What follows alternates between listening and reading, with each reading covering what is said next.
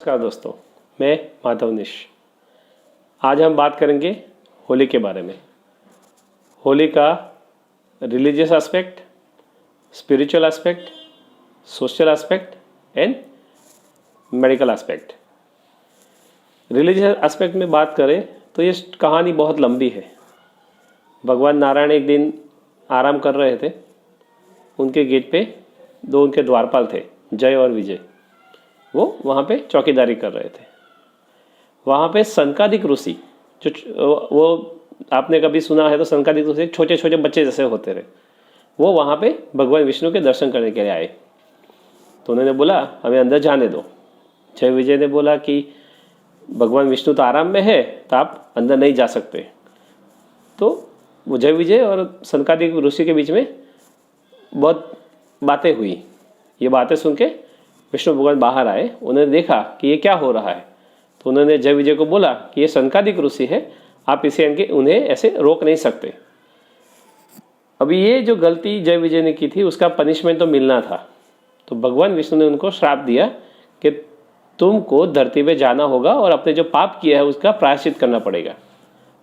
इसमें उन्होंने दो ऑप्शन दिए। एक ऑप्शन था कि आप मेरे ही भक्त बन के धरती पे 7 बार जन्म लो फिर वापस आओ, या धरती पर 3 बार जन्म लो लेकिन तीनों बार आप मेरे दुश्मन बन के रहोगे। तो उन्होंने बोला कि हम 7 जन्म तक तो राह नहीं दे सकते, इससे अच्छा है हम 3 जन्म में वापस आएंगे। तो ये जो 3 जन्म थे, ये था पहला हिरण्यकश्यप, दूसरा रावण और तीसरा शिशुपाल। हिरण्यकश्यप का जो बेटा था वो था प्रहलाद।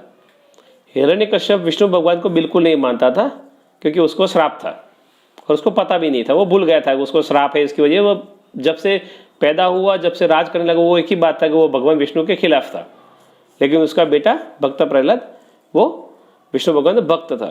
तो हमेशा हिरण्यकश्यप चाहता था कि प्रहलाद विष्णु भगवान की भक्ति छोड़ के उसको ही भगवान माने, लेकिन वो मानता नहीं था। उसने बहुत सारी तरह से परेशान किया, मारा पीटा, फिर भी वो नहीं माना। हिरण्यकश्यप की एक बहन थी होलिका। होलिका को ब्रह्मा जी का वरदान था कि दुनिया की कोई शक्ति, कोई अग्नि उसको जला नहीं सकती। सेम वे हिरण्यकश्यप को भी वरदान था कि उसे कोई मार नहीं सकता। लेकिन कैसे? न दिन में मार सकता है, न रात में मार सकता है, न घर में मार सकता है, न बाहर मार सकता है। ऐसे बहुत सारे क्लॉज थे कि वो उसको, मतलब एक ऐसी कंडीशन थी जो कोई मार नहीं सकता उसको। तो हिरण्यकश्यप ने होलिका को बुलाया कि ये जो प्रहलाद है वो मेरी बात नहीं मानता है, वो हमेशा विष्णु विष्णु विष्णु करता रहता है, तो मैं देखना चाहता हूँ अगर वो मरता है तो विष्णु आता है कि नहीं आता है।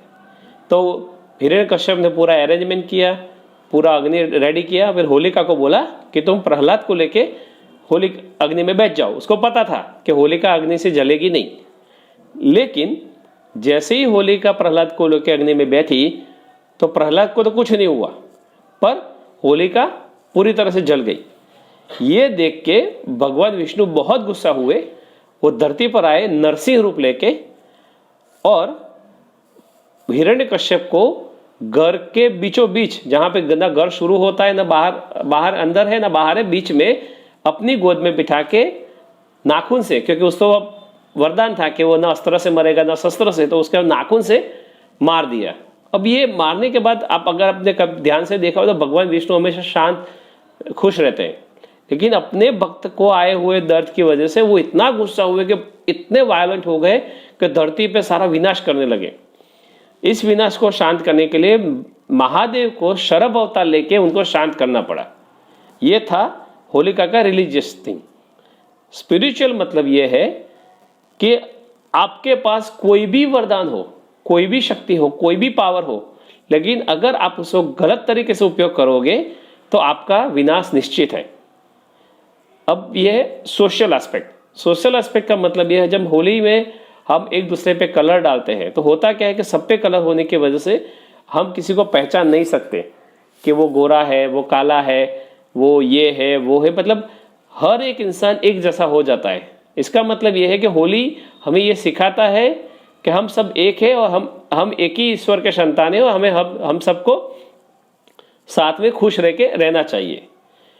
मेडिसिनल एस्पेक्ट देखते हैं तो एशियन कंट्रीज जहाँ पे ट्रॉपिकल कंट्रीज है, तो पर्टिकुलरली मार्च, फरवरी, मार्च, अप्रैल में आप देखोगे तो बहुत सारे छोटे छोटे इंसेक्ट डेवलप होते हैं जो हमें परेशान करते हैं। तो होलिका की वजह से जब हम अग्नि पैदा करते हैं तो वो अग्नि की वजह से ये छोटे छोटे जो इंसेक्ट्स सारे मर जाते हैं।